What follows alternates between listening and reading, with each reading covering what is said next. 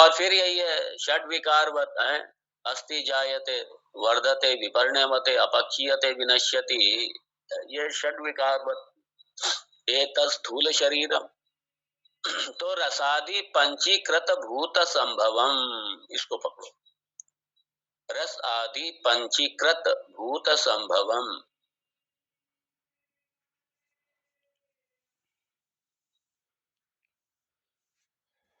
तो यहाँ कुछ लोगों की इतनी ज्यादा शरीर में इतना ज्यादा वो रहता है, इतना ज्यादा रहता है। देखिए, मैंने पहले शरीर की सुरक्षा कीजिए, केयर कीजिए, बस इसको एक उपकरण समझ के, इसको एक साधन समझ के इसका वो कीजिए। आपको साधना करनी है, मतलब श्रवण करना है वेदांत का, उपासना करनी है, भजन करना है, पूजन करना है, कोई परोपकार का कार्य करना है, सेवा करना है, ये शरीर उसके लिए स्वस्थ रहे बस। इसलिए अच्छा खिलाना पिलाना है इसको, ताकि ये शरीर थोड़ा स्वस्थ रहे। इसकी जो बेसिक नीड है इसकी आपको पूर्ति करनी है इसकी।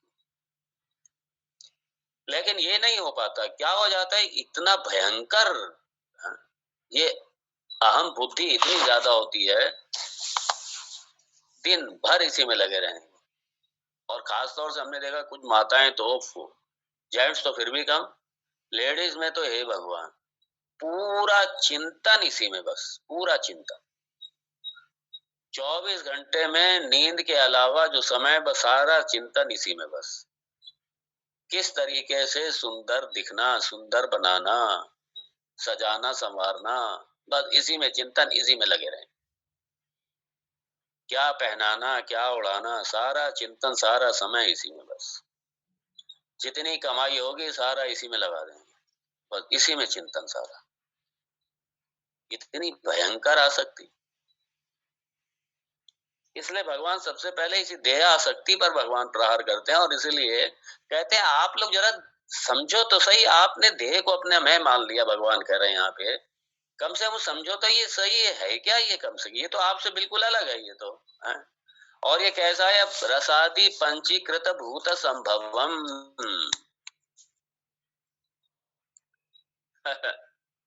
पंचीकृत भूत संभवम, पंचीकृत,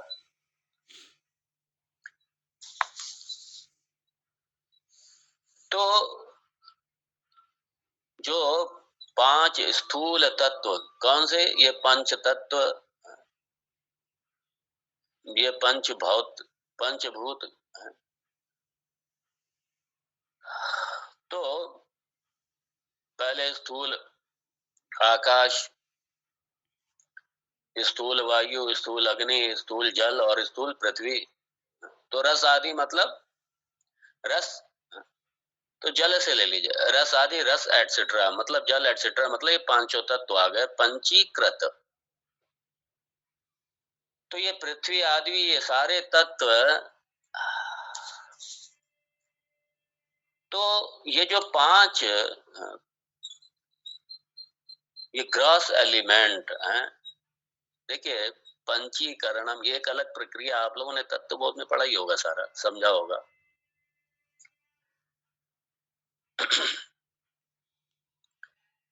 तो पहले सूक्ष्म तत्व हैं, सूक्ष्म तत्व का स्थूलीकरण, सूक्ष्म तत्व का स्थूलीकरण, ये पांचों तत्व, पांचों तत्व का, मैं पूरी प्रक्रिया में नहीं जाऊंगा क्योंकि आप लोगों ने क्या होगा, इस प्रक्रिया को पकड़ेंगे तो फिर यही चलती रहेगी प्रक्रिया। तो जो आपने जो पांचों तत्व हैं, जो सूक्ष्म तत्व, इनका स्थूलीकरण, पंचीकरण, इन पांचों तत्वों का घुल मिल जाना, और उसके बाद में जाकर के स्थूल तत्वों से ही फिर स्थूल शरीर की उत्पत्ति होती है।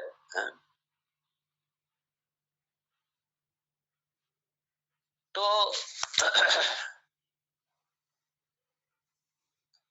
स्थूलम पंच रसादि पंचीकृत भूत संभवम, फिर ये पकड़िए स्थूलम शरीरम, स्थूल शरीरम, स्थूल पकड़िए 28वें श्लोक का जो बाद वाला, जो स्थूलम उपाधिमात्मनः, तो स्थूलम फिर क्या, पहला शब्द शरीरम, ये स्थूल। तो जो ये पंच तत्वों से ये स्थूल शरीर, पंच स्थूल तत्वों से स्थूल शरीर, और स्थूल कब हुआ ये तत्व, स्थूल कब हुए जब पंचीकरणम हो गया सूक्ष्म तत्वों का, फिर पंचीकरणम के बाद में फिर स्थूल तत्वों से ही ये शरीर, ये देह, ये शरीर,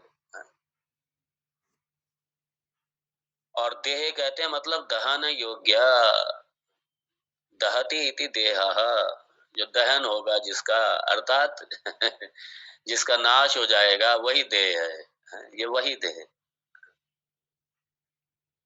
तो स्थूल शरीरम, ये फिजिकल बॉडी, और ये स्थूल शरीर मतलब स्थूल क्यों कहते हैं, ताकि मेरे जो स्थूल, मेरी जो ज्ञानेंद्रियां हैं उनसे मेरा स्पष्ट मैं इसको देख रहा हूँ, स्थूल से स्थूल को मैं देख रहा हूँ, सबके शरीरों को मैं देख रहा हूँ, अपने शरीर को भी मैं देख रहा हूँ, सबको देख रहा हूँ, इसलिए स्थूल शरीर, सबको देख रहा हूँ, सब सब देख रहे हैं इसको, स्थूल शरीर को सब देख रहे हैं, और सूक्ष्म शरीर को कोई नहीं देख रहा। क्यों? क्योंकि सूक्ष्म शरीर को, ये जो मेरी आंखें है ये स्वयं ही स्थूल शरीर का अंग है, इसलिए इन आंखों से स्थूल शरीर ही दिखाई देगा, स्थूलता दिखाई देगी, सूक्ष्मता दिखाई नहीं देगी। तो स्थूल शरीर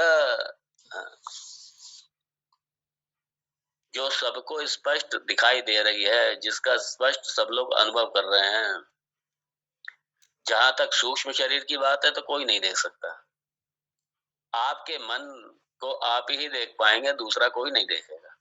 हाँ, सूक्ष्म शरीर को दूसरा नहीं देख सकता। तो सूक्ष्म शरीर को स्थूल शरीर से नहीं देख सकते, इसलिए आपके जो सटल बॉडी, जो सूक्ष्म शरीर है, उसको दूसरा नहीं देखता।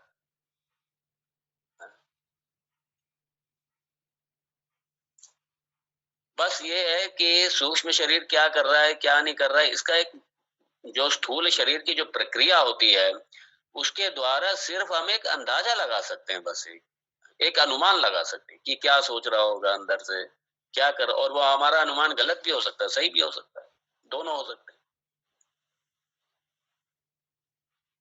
तो शरीर के हाव भाव, शरीर की जितनी गतिविधियां होती हैं उसके आधार पर ही हम मन की स्थिति का पता लगा सकते हैं। सिर्फ वो पता, वो सही भी हमारा हो सकता है, वो गलत भी हमारा हो सकता है। तो अब यहाँ पे कह दिया, भगवान ने बड़ा स्पष्ट कर दिया, अब ये है क्या स्थूल शरीर, तो भगवान ने कह दिया भोग आलयम, तत्व बोध में भोग आयतनम कहा था, यहाँ पे कह दिया भोग आलयम।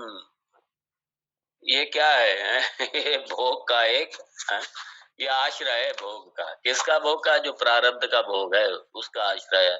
और वो किस रूप में आएगा? सुख दुख आदि, सुख दुख रूप जो हमारा प्रारब्ध है। और वो कैसे उत्पन्न हुआ? कर्मणाम, वो कर्म, प्रारब्ध कर्म का जो सुख दुख है उसको भोगने के लिए ये शरीर मिला, बस यही इसका काम है। अच्छे कर्म थे, मनुष्य शरीर मिला, भगवान की कृपा हुई। मतलब ये सारा, ये जितने भी शरीर दिखाई दे रहे हैं, सारे मनुष्य के अतिरिक्त भी जितने शरीर हैं सारे जो दिखाई दे रहे हैं, ये सारे भोग आयतनम, अपने प्रारब्ध कर्म का सुख दुख रूप से भोग करो, बस यही है इसका रोल। सुख दुख आदि कर्मणा, मतलब सुख भी भोगो और दुख भी भोगो। बहुत से लोग क्या करेंगे, पूरा जीवन यही प्रयास करते रहेंगे, हाय मुझे दुख ना हो, हाय मुझे दुख ना हो, हाय मुझे दुख ना हो। इस, पता नहीं, वो दिन भर, वो अपना जिंदगी भर यही करते रहेंगे, इस ज्योतिष के पास जाएंगे, उसके पास जाएंगे, उसके पास जाएंगे, इधर जाएंगे, उधर जाएंगे, बस हाय मुझे दुख ना हो, हाय मुझे कोई परेशानी ना हो, मेरे बच्चे को परेशानी ना हो, मेरे हस्बैंड को परेशानी ना हो, मेरी पत्नी को, मेरे भाई को, मेरे इसको, मेरे उसको, जहां जहां आ सकती है। बस किसी को और वो इसी में लगे रहेंगे, ये उपाय कर लो, वो उपाय कर लो, यहाँ चले जाओ, वहां चले जाओ, बस इसी में लगे रहेंगे। कुछ लोग ऐसे मूर्ख भी होते हैं हमारे हिंदुओं में, चले जाएंगे मज़ारों पे जाकर के, चले जाएंगे मौलवियों के पास, मज़ारों के पास चले जाएंगे जाकर। बड़ा आश्चर्य होता है। अपने शमशान घाट में जाएंगे तो जाकर आकर के नहाएंगे हैं, और मजार पे जाएंगे, कब्र पे जाएंगे, वो भी तो एक शमशान ही है वो भी। और वहां पे प्रसाद लेकर के आएंगे, नहा धो करके जाएंगे और प्रसाद लेकर के आएंगे और खाएंगे उसे बैठकर। इतने मूर्ख हैं, समझते भी नहीं। कब्रों का प्रसाद खाएंगे और शमशान की शक्ल देख करके नहाएंगे जाकर, और कब्रों का प्रसाद खाएंगे जाकर। जैसे हमारे यहाँ है। बड़ा दुर्भाग्य है ये, बस इसी में लगे रहेंगे वो। और अच्छी तरह समझ लीजिए, दोनों अवश्यम भावी हैं, दोनों आएंगे, क्योंकि पुण्य पाप का मिक्सचर है ये शरीर, दोनों आएंगे। हाँ, उपाय करो, अगर कोई दुख आता है, कोई आता है, उपाय करो, दैट्स ऑल। लेकिन अगर ये हम सोचे कि कभी आए ही ना बिल्कुल एकदम से, तो ऐसा कभी नहीं होगा, ऐसा हो ही नहीं सकता। आएंगे ये, स्वीकार कीजिए। और हमारे अपने कर्म हैं, अच्छे से हैंडल करो, अच्छे से अगर कोई जिनका दुख निवृत्ति का उपाय कोई हो सकता है, जरूर कीजिए, उसको जरूर करो। लेकिन अगर ये उपाय करोगे कि कभी आए ना, यहाँ पे हमारी गड़बड़ है, वो जरूर आएंगे, कभी कम कभी ज्यादा। ये हमारे अपने प्रारब्ध है, इसलिए भगवान ने कह दिया सुख आदि, भगवान ने इसलिए स्पष्ट कह दिया, भगवान राम जी ने, सुख आदि कर्मणाम, दुख सुख आदि कर्मणाम। ये कर्मों से उत्पन्न जो हमारे सुख दुख है, कर्मों जो प्रारब्ध का कर्म है, वो क्योंकि सुख और दुख के रूप में भोगेंगे ना, अपने पुण्य भी भोगेंगे और पाप भी भोगेंगे, दोनों भोगेंगे अपने, दोनों, पुण्य भी भोगो और पाप भी भोगो, दोनों भोगो। भोगालयम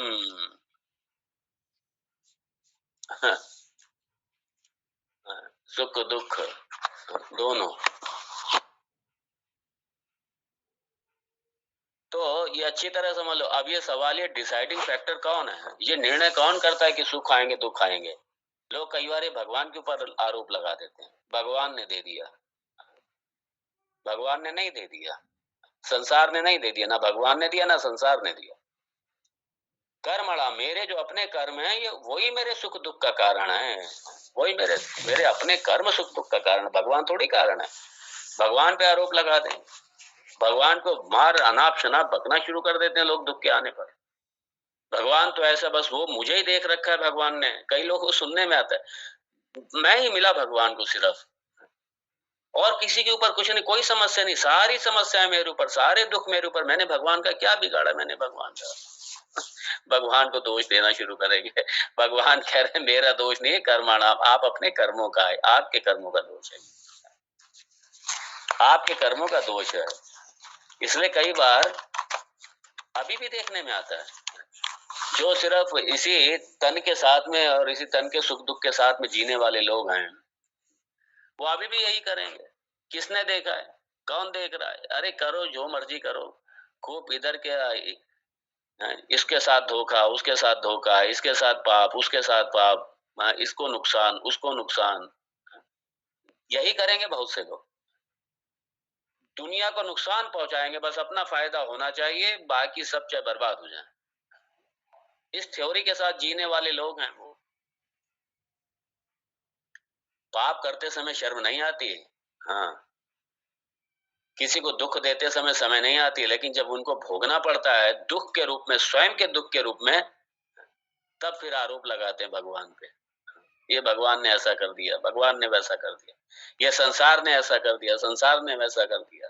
संसार पे आरोप लगाएंगे, भगवान पे आरोप लगाएंगे, दूसरों पे आरोप लगाएंगे। भगवान कहते हैं कर्मणा, भाई अपने आप के अपने कर्म है, मेरा इसमें कोई दोष नहीं है, ना संसार का दोष है ना मेरा दोष है, ये आपके अपने कर्म है। कर्मणाम, ये कर्मों से जन्य है ये सारे सुख आदि, और इसी को भोगने के लिए आए थे ना मिला हुआ।